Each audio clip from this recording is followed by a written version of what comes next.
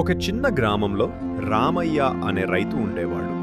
అతను కష్టపడేవాడు, నిజాయితీతో జీవించేవాడు. ఒకరోజు పొలంలో పని ముగించుకుని ఇంటికి వస్తూ రహదారిపై బంగారు నాణేలతో నిండిన సంచిని చూశాడు. అది తనది కాదని అతను వెంటనే గుర్తించాడు.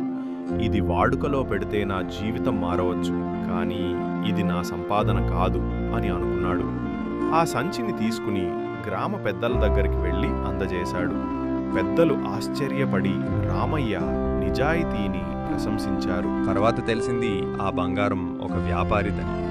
వ్యాపారి తన ధనం తిరిగి పొందినప్పుడు ఆనందంతో కన్నీళ్లు పెట్టుకున్నాడు. అతను రామయ్యకు కృతజ్ఞతగా ఆ బంగారంలో సగం ఇవ్వాలని అనుకున్నాడు. కానీ రామయ్య మర్యాదగా నిరాకరించాడు.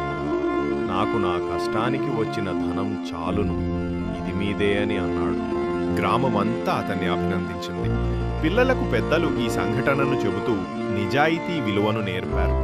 ఆ రోజు నుంచి రామయ్య పేరు గ్రామంలో గౌరవప్రదంగా వినిపించేది. ఈ కథలో నీతి: నిజాయితీ మనిషికి శాశ్వత గౌరవాన్ని ఇస్తుంది. ధనం పోతుంది, కానీ ధర్మం నిలుస్తుంది.